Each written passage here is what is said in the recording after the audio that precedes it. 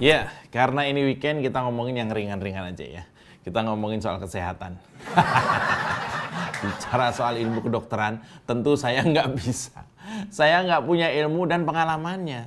Tapi kalau bicara sebagai pasien, nah ini, saya termasuk kategori pasien berpengalaman. Ya, bersyukur saya nggak punya penyakit serius. Cuma doyan ngomong jorok aja, itu juga kalau lagi sama Eko. Tapi pengalaman berurusan dengan rumah sakit, dokter, untuk keluarga, saudara, dan sahabat, saya sering. Dan sejak tahun 90-an, persoalannya ya itu aja. Antrinya lama, dokternya sering terlambat, bahkan kadang nggak ada dokter yang jutek, perawat yang mengerjakan pekerjaan dokter, biayanya mahal, nggak sembuh-sembuh, penanganannya ngasal, dan banyak lagi. Sampai saya pada satu kesimpulan, kalau berurusan sama kesehatan, keluar duitnya itu pasti, tapi sembuhnya itu mukjizat. Keras ya. Lalu masuklah zaman Pak Jokowi, memerintah. Mulailah ada kartu-kartu sakti itu. Ada BPJS, ada Kartu Indonesia Sehat, dan perlahan ada beberapa perbaikan di sektor kesehatan.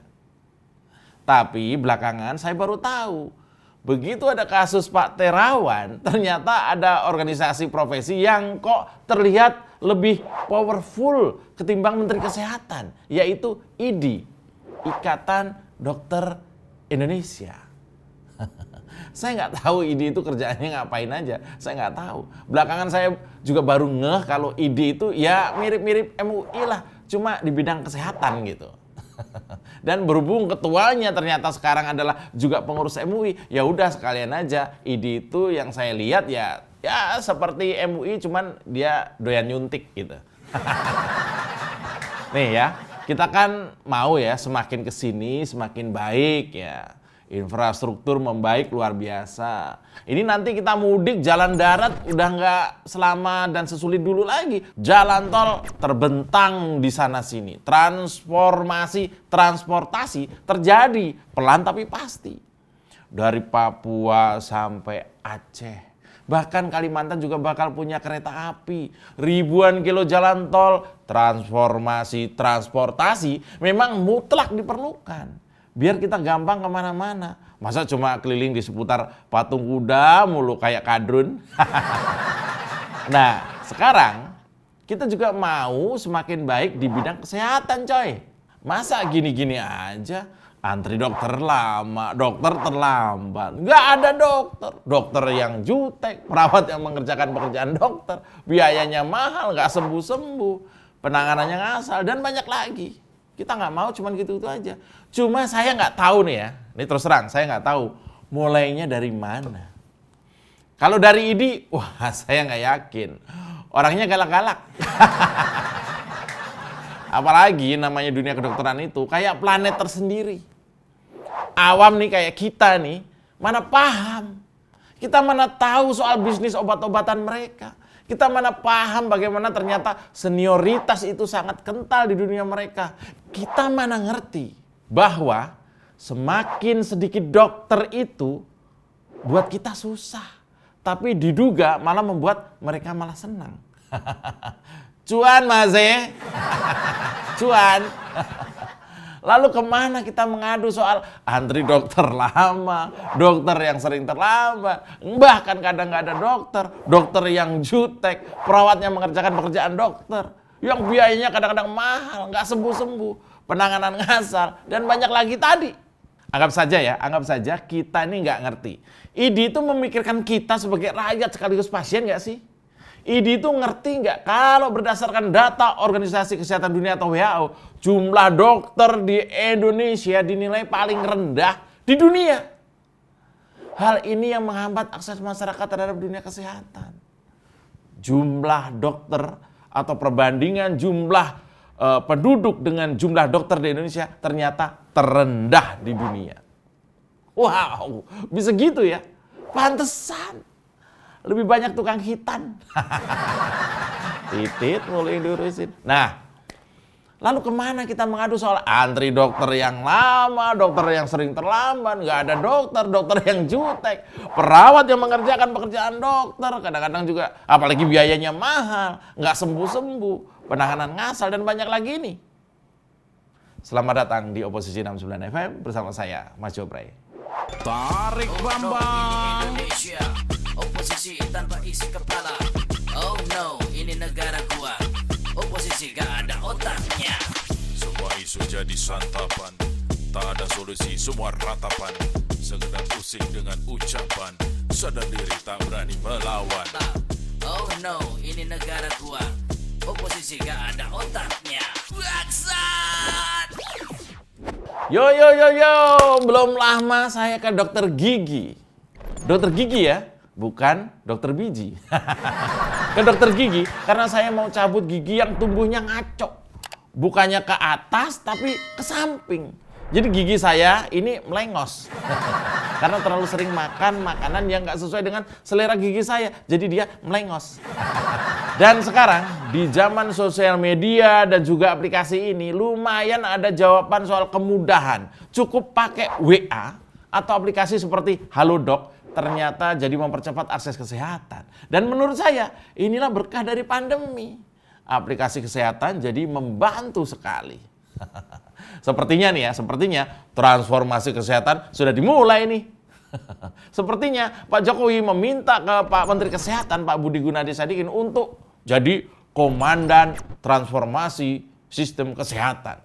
Itu feeling saya ya, Karena saya lihat ini menteri memang nggak terlalu populer ya si Pak Budi ini. Pak Budi Gunadi nggak terlalu populer. Namanya jarang disebut. Padahal pandemi itu adalah panggungnya Menteri Kesehatan. Tapi kenapa Menteri BUMN yang rajin keliling? Keras ya.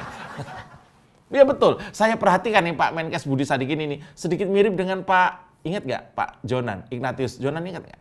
Yang dulu ngobrak-ngabrik PT Kereta Api Indonesia sehingga sekarang naik kereta api tut itu bisa nyaman, modern, dan on time. Dulu kita naik kereta api, begitu mau beli tiket, pembeli tiketnya yang antri 5 orang, calonnya 20 orang. Apalagi mau lebaran seperti ini ya. Ini perkiraan saya Pak Jokowi memang mau yang terbaik soal kesehatan di Indonesia. Pak Jokowi mau membuat gebrakan transformasi sistem kesehatan. Kalau perlu reformasi kesehatan. Karena menurut saya persoalan antri dokter yang lama, dokter sering terlambat, bahkan nggak ada dokter yang jutek, atau kita yang nggak sembuh-sembuh, penanganan ngasal, ini sudah terlampau lama. Dan seolah-olah kesehatan rakyat ini jadi bancakannya mafia kesehatan. Jadi pesta diam-diamnya oknum dokter. Atau malah tidak dipikirkannya oleh organisasi yang nggak jelas kerjanya, tapi lebih banyak dramanya. Kayak ID misalnya. Berarti tepat kalau Pak Budi Gunadi sebagai orang nomor 1 di Kementerian Kesehatan memulai apa yang dinamakan transformasi sistem kesehatan. Ini yang gue suka dari Pak Jokowi. Kelihatannya slow, tapi beberapa langkahnya nancep. Apa aja kira-kira yang bakal ditransformasikan di bidang kesehatan ini ya? Dan apakah ID diajak? Saya sih ogah. Ini benar-benar berkah yang didapat dalam masa pandemi ini, yaitu momentum untuk lebih bikin banyak orang sehat di Indonesia. Namanya aja Kementerian Kesehatan, pastinya mengurusi juga orang yang sehat, biar nggak sakit maksudnya. Selain memastikan yang sakit dapat akses kesehatan yang maksimal. Nih ya, gara-gara pandemi kita jadi tahu bagaimana cara cuci tangan yang baik. Gara-gara pandemi, kita jadi tahu bagaimana memperlakukan diri sendiri ketika sakit supaya nggak nularin orang lain. Gara-gara pandemi juga kita jadi tahu bagaimana pentingnya vaksin. Dan gara-gara pandemi, kita jadi tambah ganteng karena bagian yang jelek ketutup masker. Keras ya. Lalu saya dengar Pak Budi Gunadi, yaitu Pak Menteri Kesehatan ini bakal mempermudah dokter diaspora. Tahu nggak dokter diaspora? Yaitu dokter Indonesia yang sekolah dan kerja di luar negeri bisa juga pulang ke Indonesia. Kerja di rumah sakit dan membuka praktek. Mudik. Pulang kampung. Ini penting. Karena sebelumnya dokter diaspora atau yang dari luar negeri itu nggak bisa praktek di Indonesia. Tahu kenapa? Apakah karena takut yang di dalam negeri tersaingi? Bisa jadi, karena ini seperti hukum dagang kan. Makin banyak pasien dan tenaga dokternya terbatas, maka harga juga akan menyesuaikan. Hukum cuan coy, cuan. Cuan masih. Bagus ini. Kalau anak bangsa yang sekolah dan menjadi dokter di luar negeri, bebas masuk dan praktek di dalam negeri. Minimal bisa menambah jumlah tenaga medis yang ternyata Indonesia ini menempati urutan terendah. Dokternya jarang, kadrunya banyak. Selain nyuruh pulang para dokter dari luar negeri, apalagi ya yang kira-kira bisa mengatasi antri dokter lama, dokternya sering terlambat, nggak ada dokter yang jutek, perawat yang mengerjakan pekerjaan dokter, biaya berobat yang mahal, malah nggak sembuh-sembuh, penanganan ngasal, dan banyak lagi ini. Sampai apa saya? Iya ya, banyakin aja fakultas kedokteran. Biaya sekolah dokter dibikin murah. Entah gimana caranya, saya nggak tahu. Apakah pemerintah bikin sekolah khusus tenaga medis dari dokter sampai perawat? Kalau perlu sampai sekolah setir ambulan segala, karena ambulan juga bagian dari tenaga medis. Dengan biaya yang murah. Ada di tiap provinsi misalnya, lulusnya dipercepat. Nggak tahu gimana caranya. Apakah kuliah dari pagi sampai jam 9 malam? Seminggu full. Lalu minggu depannya mahasiswanya pada tipes. Tapi karena mahasiswa kedokteran, jadi tetap bisa cari obat atau suplemen biar nggak sakit. Ya pokoknya solusi lah gitu ya. Ngapain kita ngurusin tipes? Atau bagaimana supaya jumlah dokter itu segera bertambah. Minimal dari tahun ini sampai 2 tahun ke depan. Karena ketersediaan dokter kita ini kurang dari 4 dokter untuk 10.000 penduduk Indonesia. Bayangkan, 10.000 penduduk itu kira-kira satu kelurahan. Cuma ada 3 atau 4 dokter. Kalau 10.000 itu misalnya yang sakit 10% saja, itu udah ada 1.000 orang. Jadi satu dokter menangani 250 pasien. Gimana dokternya nggak sakit? Kalau dokter sakit, berobatnya kemana? Satu dokter sampai melayani 250 pasien. Makanya kadang kita antri dokter 2 jam. Tapi tatap muka sama dokter paling 5 menit. 2 jam antri, begitu ketemu dokter 5 menit. Kenapa? Sakit apa? Kenapa? Oh ya ini, selesai. Kasih obatnya, kataflam lagi. Atau amoxilin. Ini kayak paketan obat khas pasien di Indonesia ya. Amoxilin lagi. Apapun sakitnya, amoxilin obatnya. Jadi keperluan tambahan dokter sudah pada level sangat mendesak. Di Indonesia cuma ada 3 atau 4 dokter untuk tiap 10.000 masyarakat. Bayangkan, bandingkan dengan Malaysia. Mereka punya 15 dokter untuk tiap 10.000 orang. Perbandingannya itu 5 kali lipat jumlah dokter di Indonesia. Malaysia tetangga. Dan rata-rata negara di dunia memang minimal 15 dokter untuk setiap 10.000 penduduk. Kita ketinggalan. Sejak lama ketinggalan, bos. Mungkin beberapa program ini bisa dijalankan ya buat nambah dokter. Mungkin ya. Ini ala saya aja terserah. Masuk akal atau enggak. Yang pertama, beri akses dokter diaspora buat mudik.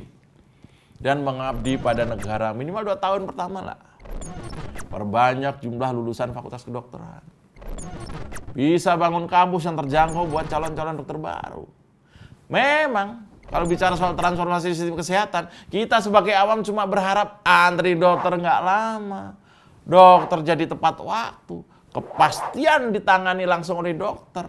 Tenaga medis yang ramah dan solutif. Dan biayanya nggak mahal. Dan yang pasti, sembuh. Karena yang susah sembuh itu adalah penyakit egoisme kelompok sampai mengabaikan yang namanya kemanusiaan dan keberpihakan kepada rakyat kecil yang juga pengen sehat. Gas terus Pak Budi Gunadi, Pak Menkes kita, bantu Pak Jokowi bikin rakyat tambah sehat, tambah pinter, dan rajin menabung. Demikian Oposisi 69 FM edisi weekend kali ini. Kita ngomongin yang santai-santai aja, ya nggak? Selamat bermalam minggu, jilat bawahan, tekan atasan. Jangan lupa keramas ya. Beletak! Tarik Bambang! Indonesia, oposisi tanpa isi kepala. Oh no, ini negara gua. Oposisi gak ada otaknya. Semua isu jadi santapan, tak ada solusi semua ratapan. Sekedar pusing dengan ucapan, sadar diri tak berani melawan. Oh no, ini negara gua. Oposisi gak ada otaknya. Bangsat! Mau kemana kawan tanpa arah tujuan, cari masalah rawan, urus saja masa depan. Halo.